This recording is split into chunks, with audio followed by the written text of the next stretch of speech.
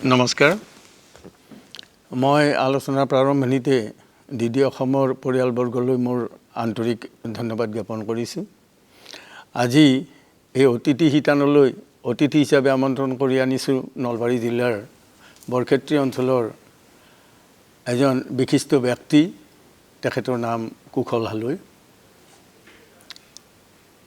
তেখেত বিশেষভাৱে এজন কাব্য সাধক আৰু এই কাব্য সাধনাৰ লগে লগে সমান্তৰালভাৱে তেখেতে সমাজৰ বিভিন্ন দিশত সামাজিক, সাংস্কৃতিক, ধৰ্মীয় আদি দিশতো বিশেষভাৱে অৱদান আগবঢ়াই আহিছে।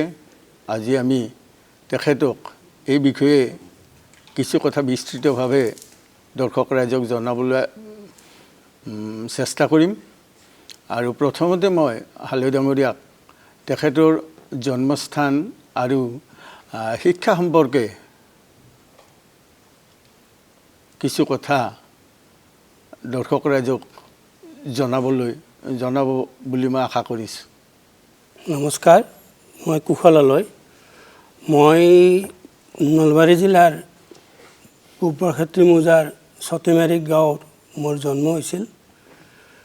জন্ম পিছতে গাঁৱৰ সমনীয়াৰ লগত খেল ধেমালি কৰি শৈশৱৰ ঠিক শেষ মুহূৰ্তত মোক মা দেউতাই মোৰ গাঁৱতে ছটিমাৰী ৫১৮ নম্বৰ প্ৰাথমিক বিদ্যালয়ত নামভৰ্তি কৰি দিছিল। আৰু তেনেকুৱাকৈ মই মোৰ পঢ়া জীৱনৰ আগবাঢ়ি আছিলোঁ। আৰু এনেকুৱাকৈ প্ৰাথমিক শিক্ষা 1977 চনত প্ৰাথমিক শিক্ষা শেষ কৰি মই পৰৱৰ্তী কালত লাওপাৰা হাইস্কুলত নাম লগাই তাৰ পৰাই সুখ্যাতিৰে প্ৰৱেশিকা পৰীক্ষা পাছ কৰি পৰৱৰ্তী কালত যিহেতুকে সেই সময়ত বৰক্ষেত্ৰীত উচ্চ শিক্ষাৰ শ্ৰেণী নাছিল, সেই মৰ্মে মই ৰঘুনাথ বৰক্ষেত্ৰী কলেজতে উচ্চতৰ কলা শাখাত নামভৰ্তি কৰি কলা শাখাটো বৰক্ষেত্ৰী কলেজতে মই পাছ কৰিছিলোঁ। তাৰ পিছে পৰে মই নকলে নহ'ব, মই যিহেতুকে এজন কৃষকৰ সন্তান আছিলোঁ, মোৰ অভাৱ অনাটন বহুতেই আছিল। সেয়েহে মই উচ্চ মাধ্যমিক পৰীক্ষা দি গুৱাহাটীলৈ মই আহিছিলোঁ। আৰু গুৱাহাটীত আহি মই বিভিন্ন কাম কৰি অন্ততঃ পৰীক্ষা দিয়ালৈকে ৰিজাল্ট দিয়ালৈকে মই কাম বন কৰি গুৱাহাটীতে অস্থায়ী হিচাপে বাস কৰি আছিলোঁ। আৰু তাৰ পিছে পৰে মই এজন কামৰ মাজতে এজন হৃদয়ৱান মানুহ ব্যক্তিক লাগ পাইছিলোঁ। আৰু তেখেতে মোক প্ৰেৰণা যোগাইছিল আৰু মোক তেখেতে সুধিছিল যে বাপু তুমি কিবা পঢ়ি আছা নেকি? তেতিয়া মই নিশ্চয়কৈ কৈছিলোঁ তেখেতক, ছাৰ হয় মই প্ৰি পৰীক্ষা দি মই এই যিহেতুকে অভাৱ অনাটনত মই কাম বন কৰি আছোঁ ছাৰ, আৰু আজিও আপোনাৰ ঘৰত আহি মই কাম কৰিছোঁ।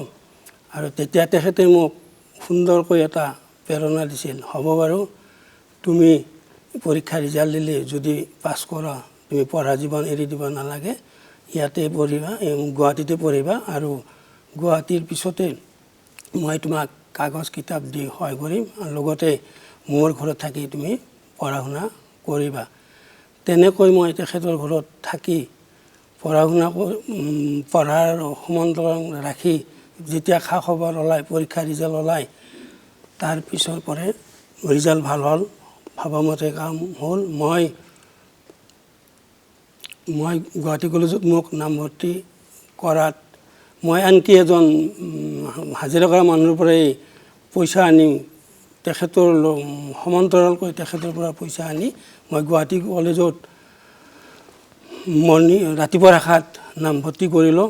আৰু পঢ়া শুনা কৰাৰ লগতে সমান্তৰালভাৱে কাম বনো কৰি মই 3টা বছৰ তেনেকুৱাকৈ পাৰ কৰি মই 1998 চনত স্নাতক ডিগ্ৰী লাভ কৰিলোঁ।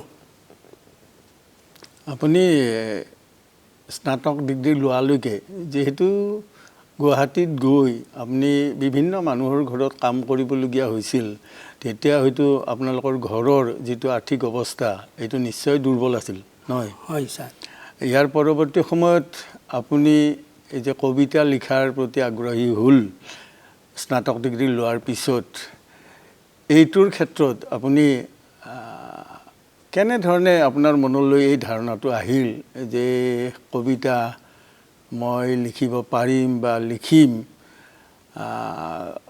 ইয়াৰ আঁৰত আপোনাৰ এনে কোনো ব্যক্তি আছে নেকি কবি আছে নেকি যাৰ অনুপ্ৰেৰণা আপুনি লাভ কৰিছিল হয় অনুপ্ৰেৰণা নিশ্চয় আছে যিহেতুকে মই স্কুলীয়া জীৱনত ৰোমান্টিক কবিসকলৰ কবিতা পঢ়িছিলোঁ আৰু পঢ়ি নিশ্চয়কৈ সেই কবিতাৰ পংক্তিবোৰ স্বভাৱ কবিৰ নিচিনা মই আওৰাই আছিলোঁ আৰু তেনেকুৱাকৈ ৰোমান্টিক কবিসকলৰ কবিতা সঁচাকৈ বাস্তৱ সহজ সৰল আৰু সহজভাৱে পঢ়ি আয়ত্ব কৰিব পাৰি সেয়েহে মই কবিতাবোৰ পঢ়ি ঠিক ওচৰৰে মোৰ নাতি দুৰ্গাঁও বিয়োগী কবি ৰঘুনাথ চৌধুৰীদেৱ বৌক মই প্ৰথমতে তেখেতৰ নাম ল'ম তেখেতে যিবিলাক কবিতা লিখিছিল প্ৰায়বোৰ কবিতাই বাস্তৱ আৰু প্ৰকৃতিৰ প্ৰতি আছিল সেয়েহে তেখেতৰ কবিতা বিশেষকৈ মোক আকৃষ্ট কৰিছিল যেনে ঈশ্বৰ কবিতাটোৱে বিশেষভাৱে মোক মোৰ চুই গৈছিল কাৰণ শিশুবিলাকক তেখেতে কেনেকৈ নিচিনো তোমাক ক'ত আছা প্ৰভু আমি অতি সৰু ল'ৰাবিলাকেও যি ভগৱানক প্ৰাৰ্থনা কৰে সেইটোৰ মহত্বৰ কাৰণে মই বিশেষভাৱে ময়ো যাতে তেনেকুৱা কবিতা লেখাৰ কাৰণে মোৰ মন যায় আছিল বিশেষকৈ আপুনি ক'ব খোজে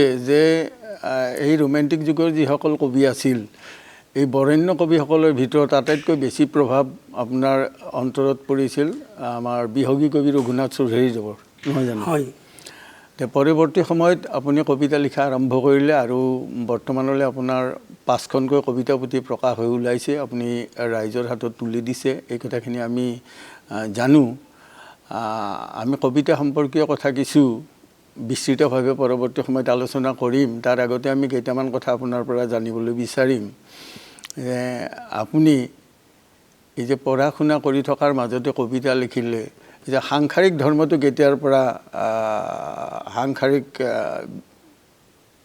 দিশটোত সোমাই পৰিল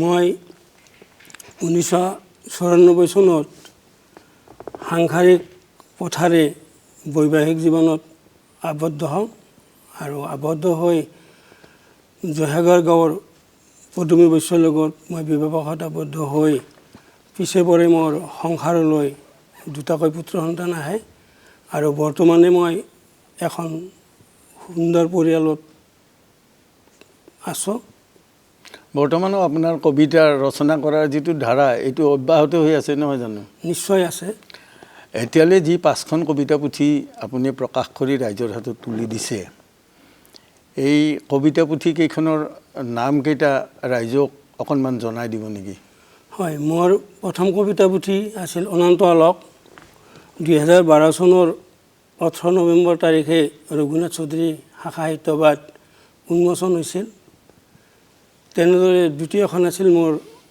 অলেখজনাক ঠিক 13 চনৰে 18 নৱেম্বৰ তাৰিখে বিয়োগী কবি ৰঘুনাথ চৌধুৰী শাখা সাহিত্যবাদ ছটেমেৰী গাঁৱৰ উন্মোচন হৈছিল তৃতীয় কিতাপ আছিল মোৰ অমৰ সাধক নলবাৰী জিলাৰ মুকালমুৱাৰ ৰঘুনাথ চৌধুৰী ক্ষেত্ৰত উন্মোচন হৈছিল ঠিক চতুৰ্থ পুথিখন মোৰ গুৱাহাটী প্ৰেছ ক্লাবত 1917 চনৰ 28 ফেব্ৰুৱাৰীৰ দিনা উন্মোচন হৈছিল আৰু সেইদিনাই মোক মোৰ শিক্ষাগুৰু মই যাৰ ঘৰত থাকি পঢ়া শুনা কৰিছিলোঁ ডক্টৰ থানেশ্বৰ শৰ্মা ছাৰে উন্মোচন কৰিছিল চতুৰ্থ কিতাপ পঞ্চতীৰ বাহক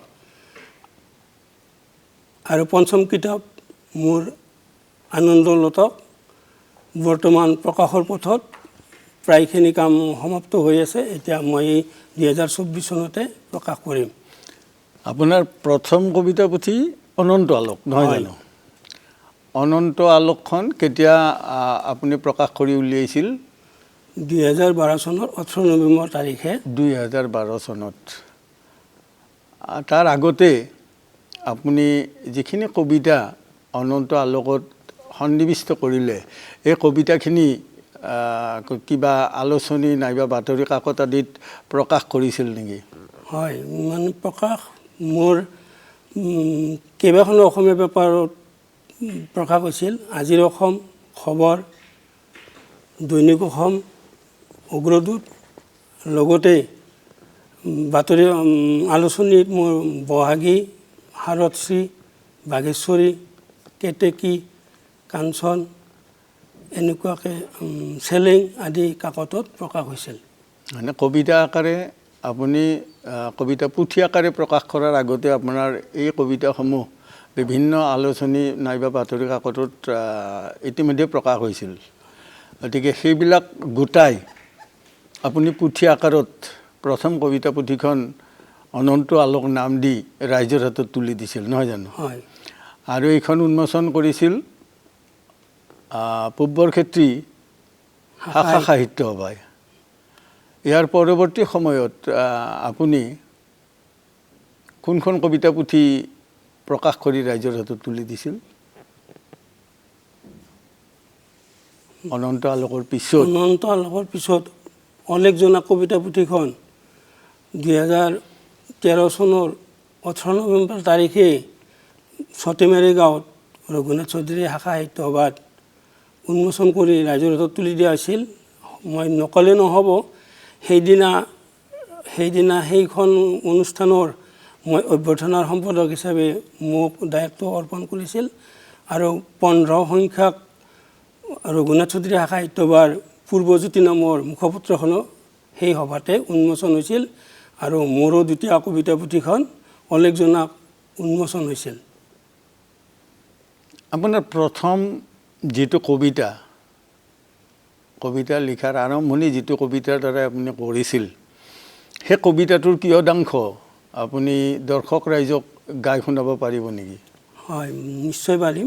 মই মোৰ প্ৰথম কবিতা পুথিৰ অনন্ত আলোকৰ বাস্তৱ কবিতাটো সঁচাকৈ মই বাস্তৱৰ লগত মিলাই মই পংক্তি কৰিছিলোঁ। মই অলপ গুণগুণাই দিছোঁ। ফুল ফুলে বতৰত, কুলি মাতে বসন্তত, নদী বৈ সাগৰত, সাধুৰ সংগ ফকাত, জ্ঞানৰ পৰিধি জগাত, সুখ মিলে বিনয়ত, কোনে কাৰ মৰমৰ, কোনে কাৰ জীৱনৰ, চকুৰ চিনাকি দুদিনৰ, দাম্পত্য যুগ্ম জীৱনত, ভাৰ্যালভে সতীত্বৰ সুখ অনুভৱ স্বৰ্গৰ। এইটো আছিল আপোনাৰ প্ৰথম কবিতা অনন্ত আলোকৰ বাস্তৱ। আমি জনাত আপোনাৰ যিখিনি কবিতা ইতিমধ্যে প্ৰকাশ হৈ ওলাইছে, এই কবিতাসমূহ আটাইবিলাকেই ৰোমান্টিক ভাৱধাৰাৰ দ্বাৰা পৰিপুষ্ট, নহয় জানো? হয়। এই যিটো ৰোমান্টিকতাবাদী ভাৱধাৰা বা চিন্তা আৰু কবিতাৰ যিবিলাক বিষয় বস্তু আংগিক নাইবা চিত্ৰৰাজি, এই সকলোবিলাক আপুনি প্ৰকৃতি জগতৰ পৰাই বেছি সংখ্যক চিত্ৰ সংগ্ৰহ কৰা যেন লাগে। আৰু এইফালৰ পৰা আমি ক'ব খোজোঁ, আপুনি কোৱাৰ নিচিনাকৈ যে আপুনি অসমৰ ৰোমান্টিক যুগৰ অন্যতম শ্ৰেষ্ঠ কবি বিহগী কবি ৰঘুনাথ চৌধুৰীৰ যি আদৰ্শ বা কবিতা ৰচনাৰ যিটো কৌশল বা দিশ, সেই দিশটোকে অনুকৰণ বিশেষভাৱে কৰিছে নেকি?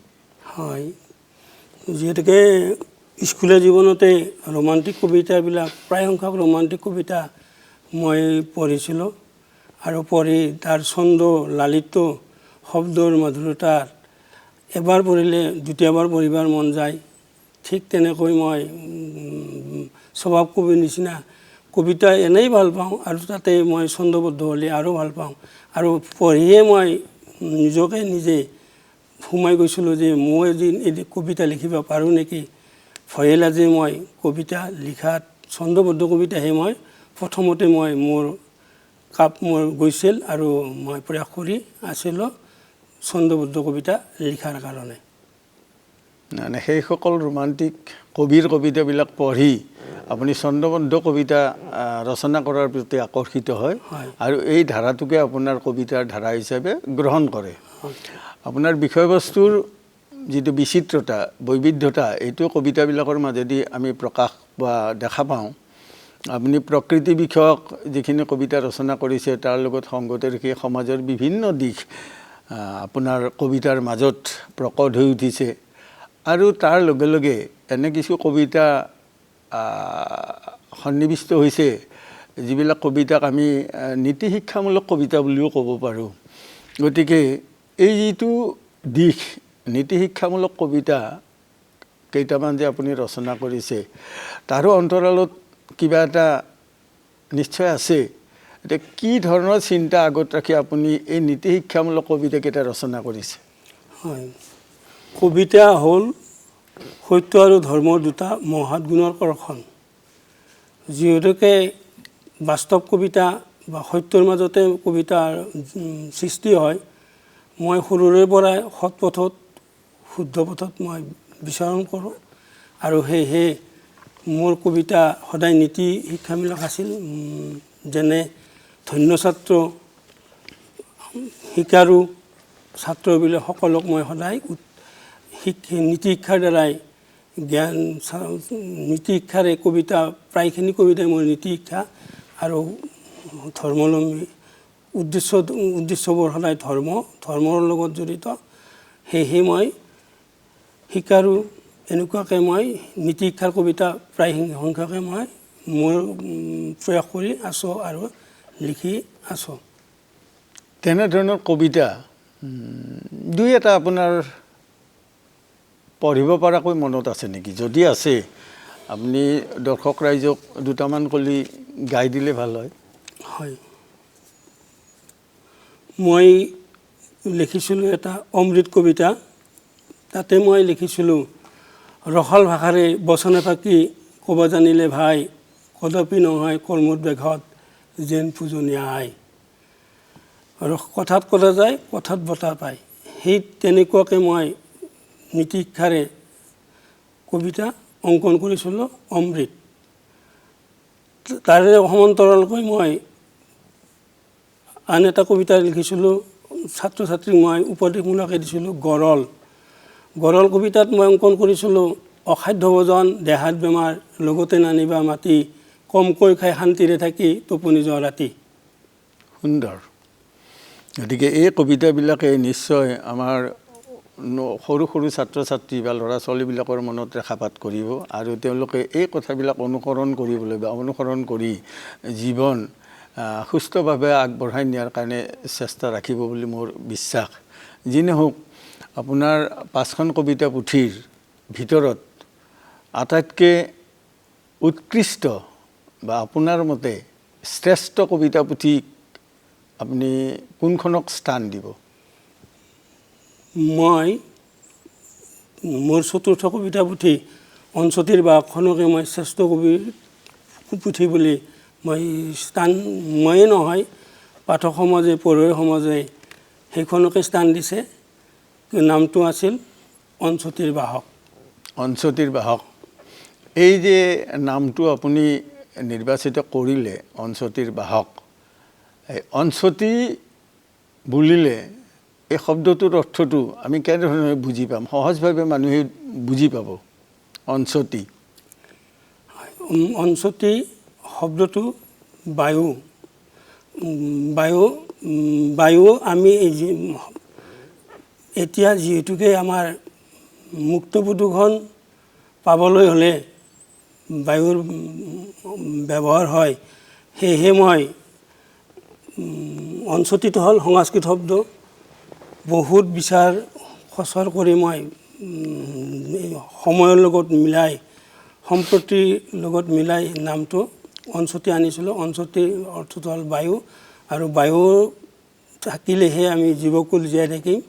আৰু গছ গছনিৰ ওপৰতে মই এটা কবিতা ৰচনা কৰি সেই কবিতাটোৰ নাম আছিল অঞ্চতীৰ বাহক। আৰু অঞ্চতীৰ বাহক কবিতাটো মই আজি হয়তো ইয়াত পাঠ কৰিম। অঞ্চতী কবিতাটো খুবেই ভাল হৈছে। এই বাস্তৱত আৰু এই বৰ্তমান সময়ত যিহেতুকে অক্সিজেনৰ অভাৱ, এই অক্সিজেন কেনেকৈ সৃষ্টি কৰিব পাৰি, সেউজীয়া ধৰণী সৃষ্টি কৰি গছ গছনি ৰোপণ কৰি তাৰে ওপৰতে মই কবিতাটো ৰচনা কৰিছিলোঁ। আৰু সেই কবিতাটোৰ কাৰণে মোক সেই এখন এটা অনুষ্ঠানে কবিতা পুথি গোটাই তেওঁলোকে এখন প্ৰতিযোগী পাতিছিল। সেই প্ৰতিযোগিতাটোত মই ৬৯ বা কবিতা পুথিখন তেখেতসকলক মই দিছিলোঁ আৰু দিয়াৰ পিছত মোৰ সেই কবিতা পুথিখনে তাত পুৰস্কৃত হ'বলৈ স্থান পাইছিল। আচ্ছা, সেইখন কবিতা পুথি প্ৰতিযোগিতাত স্থান পাই আপোনাক পুৰস্কৃত কৰিছিল। হয়, এই অনুষ্ঠানটো হ'ল কল্পদ্ৰুম নেকি? কল্পদ্ৰুম গোষ্ঠী আজাৰায়ে মোক 2018 চনৰ 11 মাৰ্চ তাৰিখে কল্পদ্ৰুম বঁটা এটা প্ৰদান কৰিছিল। আচ্ছা, সুন্দৰ ভাৱনা। আপোনাৰ যিটো কবিতা পুথিখনৰ নাম, এইটোৱে ৰাইজক, দৰ্শক ৰাইজক বা পাঠক ৰাইজক কিছু আকৰ্ষিত কৰি তোলে। কাৰণ অঞ্চতি মানে যে বায়ু, এই কথাটো বহুতেই নাজানে। গতিকে আপোনাৰ কবিতা পুথিখন হাতত পৰাৰ পিছত এই উৎসুকতাটো মাৰিবলৈ যাওঁতে তেখেতসকলৰ মনলৈ আহিছে আচলতে সংস্কৃতত বায়ুক অঞ্চতি বুলি কয়। আৰু এই অঞ্চতি নাম দি আপুনি এটা কবিতাও ৰচনা কৰা বুলি অলপ আগতে আমাৰ আগত উল্লেখ কৰিছে। সেই কবিতাটো অকণমান ৰাইজক গাই শুনাব নেকি?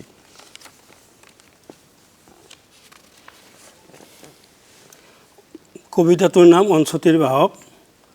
টকলা পাহাৰ বাকৰা মাটিয়ে মন কঠুৱা কৰে, গছ অবিহনে ধৰাৰ বুকুত বায়ু বিনষ্ট হৈ পৰে। ই হ'ব জানি বিবিধ প্ৰজাতিৰ অমৃত পান কৰি, উঠনিকৈ ৰখা ধৰাৰ বক্ষত উদাৰ বনৰ বাৰী। জীৱৰ জীৱন স্বাস্থ্যৰ নিধন, অঞ্চতিৰ বাহক। এজোপা কাটি কুৰিজোপা ৰুলে অধিক পায় অক্সিজেন। মহাবিদুষৰ শুনা গুণাগুণ, শ্যামল শ্যামল পাত, সুগন্ধি ফুলৰ সুকোমল পাহি, সুবাসে বৰষে তাত। জীৱৰ জীৱন স্বাস্থ্য নিদান, অঞ্চতিৰ উদ্যান। বাস সাজিবলৈ বনৰীয়া পক্ষীক দিয়ে খাদ্য বাসস্থান। ধুনীয়া ফুল, সফৰি কঁঠাল, বটবৃক্ষ আজাৰ, সকলো প্ৰাণীকে দিয়ে অক্সিজেন, জীয়াই থকাৰ আধাৰ। চিৰসেউজীয়া অমৰ তৰু, বেমাৰৰ অনুপান, ৰঞ্জিত ৰঞ্জিত পত্ৰ হৰিতে মুক্ত কৰে প্ৰদূষণ। পানীৰ মুকুতা সৌন্দৰ্যৰ বন্তি, নিমাজ বিৰিণা বন, প্ৰশমন কৰে জীৱকুলক গেছ আদান প্ৰদান।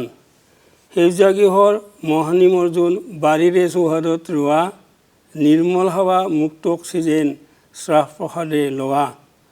বাৰীৰে বগৰী ফলন্ত ফুলতি, ফলৰ প্ৰদেশ শোভাই, অনন্ত সেৱাৰ গছ থাকিলেহে জীৱকুল থাকিব জীয়াই। গছ থাকিলে জীৱকুল থাকিব জীয়াই। সুন্দৰ।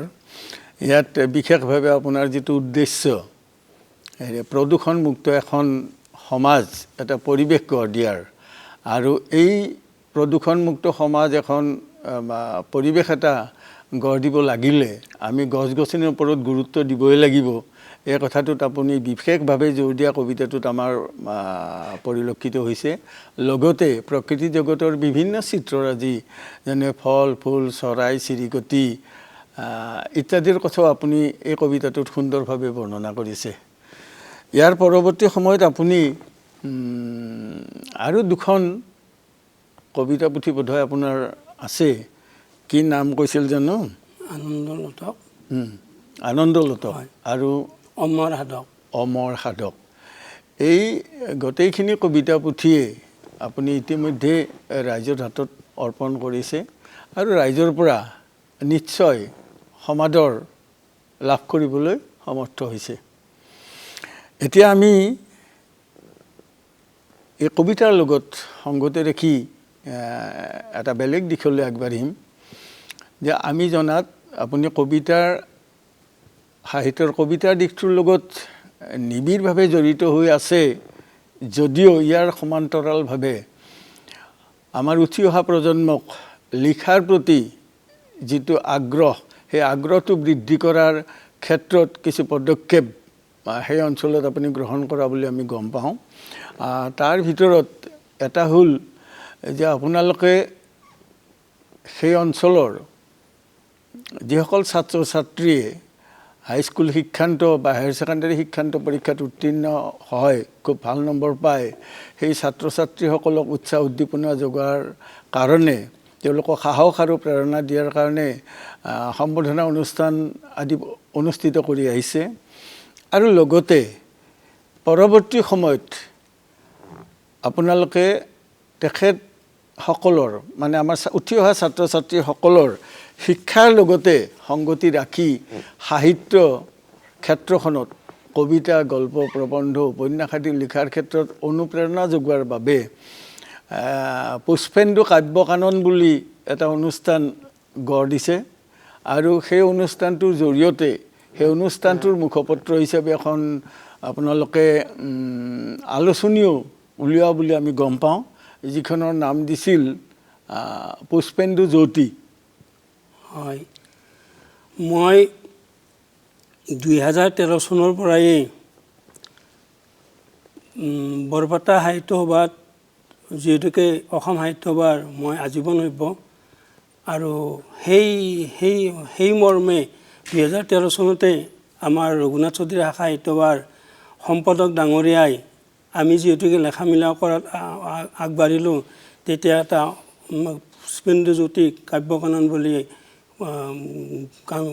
কাব্য কাননটোক জন্ম দিছিল আৰু তেতিয়াৰ পৰাই আমি মনস্থ কৰিছিলোঁ যে আমি পূব বৰক্ষেত্ৰী অঞ্চলৰ যিখিনি হাইস্কুল আছে সেই হাইস্কুলখিনিৰ পৰাই উচ্চ মাধ্যমিক পৰীক্ষাত সৰ্বোচ্চ নম্বৰ পোৱা কৃতি ছাত্ৰ ছাত্ৰীক অভিনন্দন দি তেওঁলোকক ভৱিষ্যতে একোজন সুনাগৰিক হোৱাৰ কাৰণে আৰু শিষ্টাচাৰী হৈ একোজন মানুহৰ কাৰণে আমি তেওঁলোকক অভিনন্দন দিয়াৰ সমান্তৰালভাৱে তাৰে ঠিক 2-3 বছৰ পিছতে আমি পুষ্পেন্দু জ্যোতি নামৰ এখন মুখপত্ৰ ওলোৱাৰ কাৰণেও আমি আলোচনা কৰি দ্বিবাৰ্ষিক হিচাপত আমি পুষ্পেন্দু জ্যোতি কাব্য কাননখন ওলোৱাৰ কাৰণে চেষ্টা কৰিলোঁ আৰু আমি উদ্দেশ্য আছিল আমি অভিনন্দন দি থাকিলেতো আমাৰ বিশেষ এটা নহয় যদি আমি সেই অঞ্চলৰ ছাত্ৰ ছাত্ৰীখিনিক লৈ আৰু নপুৰণি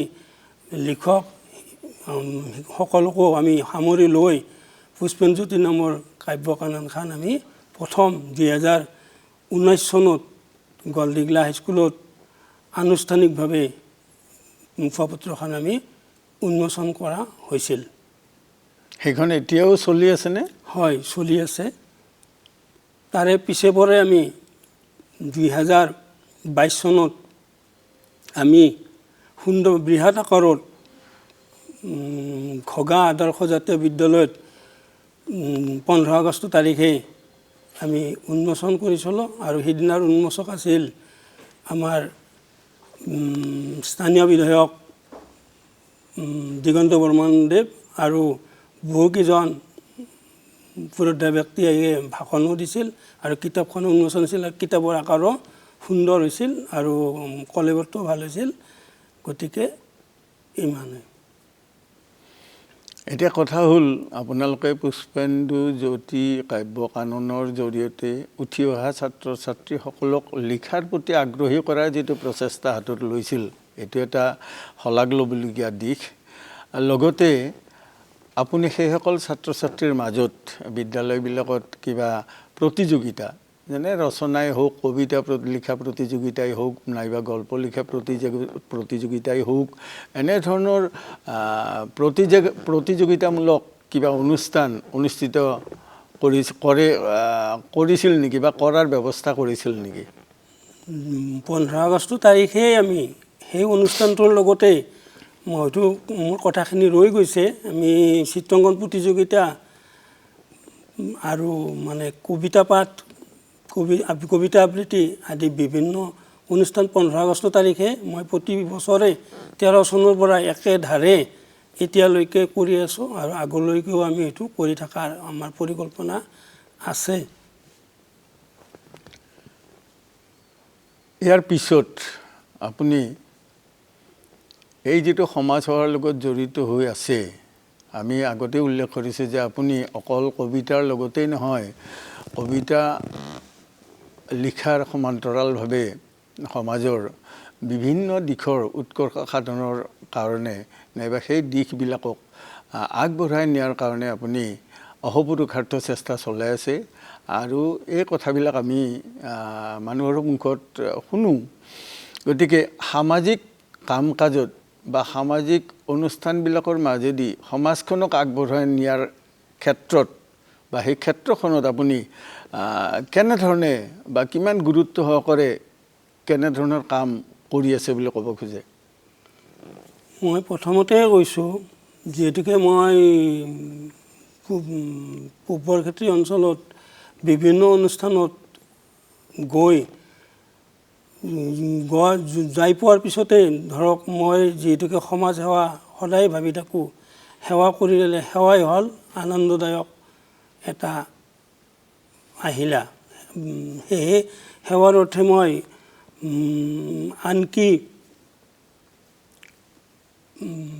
আনকি নিজ জন্মগাঁৱৰ সভাপতিৰ দায়িত্বকো মোক কেইবাবছৰ ধৰি ৰাইজে দিয়াত মই সেই গাঁৱত বহুত অভাৱ অনাটনৰ মাজত থাকি, যিহেতুকে ভিতৰৰ গাঁও, গছ গছনিৰে ৰাস্তা পদূলি বেয়া, তাত মই অন্তত কিছু ক্ষেত্ৰত আগবাঢ়াই নিয়াৰ কাৰণে লক্ষী মন্দিৰ এটা স্থাপনত কিছু আগবঢ়ালোঁ। তাৰপিছত পথৰ দাঁতিত বৃক্ষৰোপণ, অধিক বৃক্ষৰোপণ কৰিছোঁ, কাৰণ যিহেতুকে গছে ফল ফুল ডাল পাত দিয়ে, অক্সিজেন দিয়ে। তাৰ সমান্তৰালভাৱে মই প্ৰতিটো ৰবিবাৰতে একোটা অনুষ্ঠান হাতত লৈ গাঁৱৰ শিক্ষিত যুৱকক কিছু সামাজিক কামত খাল বাম থাকিলে সেইবিলাক চাফ চিকুণ কৰি জংঘল বন কাটাৰ কাৰণেও লৈ যায় আগবাঢ়ি আছোঁ। আৰু যিহেতুকে বাঁহ বননিৰে ভৰি পৰা গাঁওখনত চাৰিচকত ৰাতিৰ আন্ধাৰত খোজ কঢ়াত অসুবিধা হোৱাৰ কাৰণে তাত ষ্ট্ৰীট লাইট দিয়াৰো ব্যৱস্থা কৰিছিলোঁ। আৰু বিভিন্ন দিশত মই আগবাঢ়ি আছোঁ।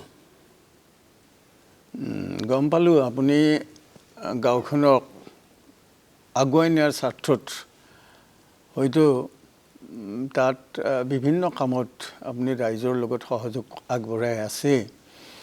আৰু বিশেষভাৱে এটা কথা জানি সুখ পালোঁ যে আপুনি যোৱা 5টা বছৰে আপোনালোকৰ নিজৰ গাঁৱৰ যিখন কমিটি, গাঁও সমিতিৰ সভাপতি পদ অলংকৃত কৰি আছে।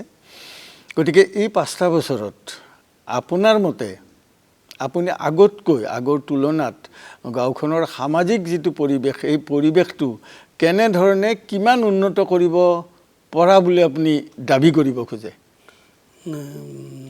মানে মই ক'ব যাম, যিহেতুকে এতিয়া জনবিস্ফোৰণত বহুত বা চৰকাৰৰ বহুত সুবিধা দিছে, সেই তুলনাত বহুতে আগবাঢ়িছে, শিক্ষাৰ হাৰ বাঢ়িছে, অনুষ্ঠান প্ৰতিষ্ঠান বাঢ়িছে। লগতে আমিও আমাৰ যিহেতুকে মঠ মন্দিৰত অলপ কিছু মাটি আছে, সেই মাটিত আমি নতুনকৈ হয়তো 2-4খন দোকান ঘৰ বান্ধি ৰাইজক অন্তত অকণমান মন্দিৰৰ অৰ্থ দিব পাৰিছোঁ।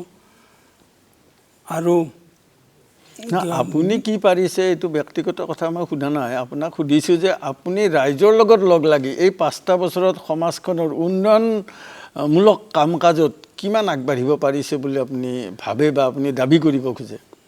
উন্নয়নত যথাসাধ্যে যিহেতুকে সমাজ সেৱা, বিনা স্বাৰ্থত সেৱা কৰি যাই আছোঁ। আৰু ৰাস্তা পদূলি সমাজ সেৱাৰ সমান্তৰালকৈ আমি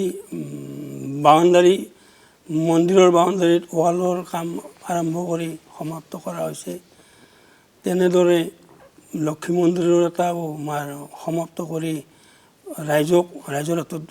ৰাইজৰ সহযোগত অৰ্পণ কৰা হৈছে। ঠিক তেনেদৰে আমি এতিয়া বৰ্তমান আমাৰ যিহেতুকে গাঁওখনত বহুকেইটা অনুষ্ঠান আছে, কেইবাটাও অনুষ্ঠান, সেই অনুষ্ঠানত বিভিন্ন মাঘী সভা, বহাগী সভা, এইবিলাকত কিছু পৰিমাণে হ'লেও আগৰ তুলনাত এতিয়া পৰিসৰ বৃদ্ধি হৈছে। আগতকৈ এই 5টা বছৰত ক্ৰমাগতভাৱে সামাজিক যিটো পৰিৱেশ, এই পৰিৱেশটো যথেষ্ট উন্নত হোৱা বুলি আপুনি ক'ব খোজে, নহয় জানো? এতিয়া আপুনি নিজৰ গাঁওখনৰ যিটো সামাজিক কাম কাজ বা সামাজিক উন্নয়নৰ স্বাৰ্থত যিবিলাক কাম কৰি আছে এইটো আমি গম পালোঁ, কিন্তু ইয়াত বাহিৰেও বৰক্ষেত্ৰী অঞ্চলৰ বিভিন্ন অনুষ্ঠান প্ৰতিষ্ঠান আছে, এইবিলাকৰ লগত আপুনি কেনেধৰণে সংযুক্ত হৈ আছে বুলি ক'ব খোজে? হয়, মই বৰক্ষেত্ৰী দুৰ্গোৎসৱ কমিটিৰ লগতো সংযুক্ত হৈ আছোঁ। তাত আজি 2010 চনৰ পৰাই মই সক্ৰিয় সদস্য হৈ তাত যিখিনি বাৰু সহায় সহযোগিতা আৰু উন্নয়নমূলক কাম আগবাঢ়ি আছোঁ। তেনেদৰে মই বৰক্ষেত্ৰী অঞ্চলত যিহেতুকে মই অলপ আধ্যাত্মিক লাইনত শ্ৰৱণ কীৰ্তনত কৰোঁ বা শুনো, এটা বৰক্ষেত্ৰী অঞ্চলত ভক্তিমন্ত সনাতন নামঘৰৰ লগত জড়িত হৈ গোটেই বৰক্ষেত্ৰী অঞ্চলত পূৰ্ণিমা তিথিত প্ৰতিখন গাঁৱে আমন্ত্ৰণ দিয়াত আমি সেই পূৰ্ণিমা তিথিত মন্দিৰবিলাকত যাই ভক্তিমন্ত সনাতন সজ্জনৰ লগত আমি শাস্ত্ৰপাঠ কৰি আধ্যাত্মিক দিশত যাতে ধৰ্মই আনে শান্তি আনে প্ৰগতি, আৰু গোটেই অঞ্চলটোৰে শান্তিৰ পৰিৱেশ আহে বা মানুহবিলাকৰ কিছু হ'লেও আমি মনবিলাক সত্যৰ পথত নিয়াৰ কাৰণে যত্ন কৰি আছোঁ। এতিয়া বৰক্ষেত্ৰী অঞ্চলৰ এই যিখিনি সামাজিক অনুষ্ঠান, এইখিনিৰ লগত আমি জনাত আপুনি নিজকেই ব্যস্ত কৰি ৰাখে নহয়, সময় পালে এইবিলাকৰ লগত লগ লাগি কিছু সামাজিক উন্নয়নমূলক কাম কাজ কৰাৰ এটা চিন্তা আপোনাৰ মনত লাগি থাকে।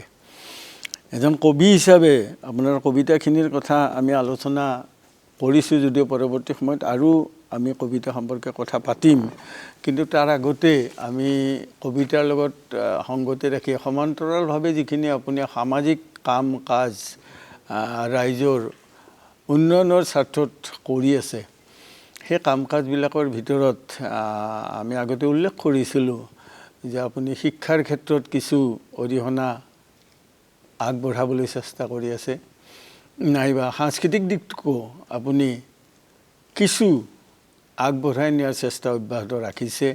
গতিকে এই শিক্ষা আৰু সংস্কৃতি এই দুটা দিশত আপুনি কেনেধৰণে নিজকে নিয়োজিত কৰি ৰাখিব বিচাৰিছে বা কেনেধৰণে এই দুয়োটা দিশক আগবাঢ়ি যোৱাত আপুনি সহায় কৰিব বিচাৰিছে, এই বিষয়ে আগত ক'লে ভাল হয়। সামাজিক দিশত মই আগতে কৈ আহিছোঁ, মই প্ৰতিটো শনিবাৰে মোৰ কৰ্মৰ মাজতো প্ৰতিটো শনিবাৰে মই স্কুলবিলাকত গৈ 10ম শ্ৰেণীত অনুপ্ৰেৰণামূলক নীতি শিক্ষা পাঠদান দি অন্তত ছাত্ৰ ছাত্ৰীখিনিক আগলৈকে যাতে শিষ্টাচাৰী গুণেৰে তেওঁলোকে একোজন মানুহ হয়, নীতি শিক্ষা দি মই পাঠদানো তেওঁলোকক কৰি অন্তত অঞ্চলৰ পৰাই একোজন আদৰ্শ ব্যক্তি হোৱাৰ প্ৰেৰণা যোগাই আহিছোঁ। ঠিক তেনেকৈ মই যদিহে কোৱা যাওঁ সাংস্কৃতিক দিশত, মই সৰুৰে পৰাই নাম গীত মাত শাস্ত্ৰপাঠ আটাইবোৰে মই ভাল পাওঁ আৰু আটাইবোৰতে মই অংশগ্ৰহণ কৰোঁ আৰু অন্তত গুণগুণাই দিওঁ, পাঠ কৰোঁ। মোৰ ইচ্ছা হেঁপাহ আছে আৰু সেই হেঁপাহতে মই অন্তত যিহেতুকে লেখা মেলাত মই হাত দি কবি ৰূপে হয়তো স্বীকৃতি ক্ষুদ্ৰ মাত্ৰা হ'লেও পাইছোঁ, সেয়েহে মই তেতিয়াৰ পৰাই অন্তত মই মোক ৰাইজে বিচাৰে, ৰাইজে এনেধৰণে বিচাৰে, কবিতা পাঠ, কুইজ প্ৰতিযোগিতা, চিত্ৰাংকন প্ৰতিযোগিতা, আধুনিক নৃত্য, নাগাৰা নাম আদিৰো মোক বিচাৰক হিচাপে সময়ে সময়ে বিচাৰে আৰু মই যৎকিঞ্চিত তাত গৈ উপস্থিত থাকি সেৱা আগবঢ়াই আহিছোঁ। আপোনাৰ কবিতা আমি শুনিম, আৰু এইটো কথা জানি ভাল লাগিল যে আপুনি শিক্ষানুষ্ঠানবিলাকলৈ গৈ অনুপ্ৰেৰণামূলক যিখিনি পাঠ আপুনি ল'ৰা ছোৱালীৰ মাজত বিলাব বিচাৰিছে, যাক আমি মটিভেশ্যনেল ক্লাছ বুলি কওঁ, এইখিনি ছাত্ৰ ছাত্ৰীসকলক শিক্ষাৰ লগত দীক্ষানো কি এই কথাটো হয়তো বুজাই দিব পাৰিছে, বা দীক্ষা নহ'লে শিক্ষাৰ বিশেষ কাম নাই, শিক্ষাত অগ্ৰগতি লাভ কৰাটো টান, এই বিষয়ে আপুনি তাত নিশ্চয় উল্লেখ কৰিছে। যি হওক, আপোনাৰ জীৱন পৰিক্ৰমাৰ আমি বহুতকেইটা দিশৰ বিষয়ে ৰাইজক অৱগত কৰিব পাৰিছোঁ বুলি আমাৰ ধাৰণা হৈছে, আৰু বহুত থাকি গ'ল, কিন্তু সময় সুবিধা পালে পৰৱৰ্তী সময়ত আমি এই কথাবিলাক অলপ বিস্তৃতভাৱে আলোচনা কৰিম।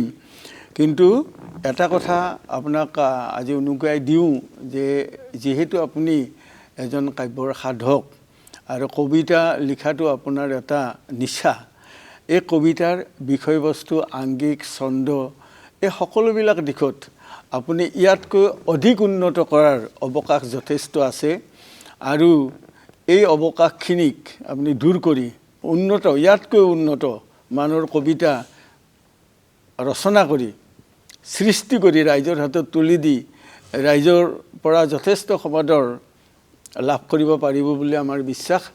আপোনালৈ আমাৰ আটাইৰে শুভেচ্ছা আছে, আৰু আজি এই অতিথি শিতানত উপস্থিত থাকি আমাক আপোনাৰ বিষয়ে যিখিনি কথা জনালে, তাৰ কাৰণে আমি আপোনাক ধন্যবাদ জ্ঞাপন কৰিছোঁ। পৰৱৰ্তী সময়ত যদি আমি কেতিয়াবা আকৌ সুবিধা পাওঁ, তেতিয়াহ'লে বাকী যিখিনি আধৰুৱা কথা, এই আধৰুৱা কথাখিনি আমি আকৌ নতুনকৈ আলোচনা কৰাৰ এটা চিন্তা আগত ৰাখি আজিৰ আমাৰ এই যিটো অতিথি শিতানৰ আলোচনা, এই আলোচনাখিনি আমি সামৰণি মাৰিছোঁ। ধন্যবাদ, নমস্কাৰ।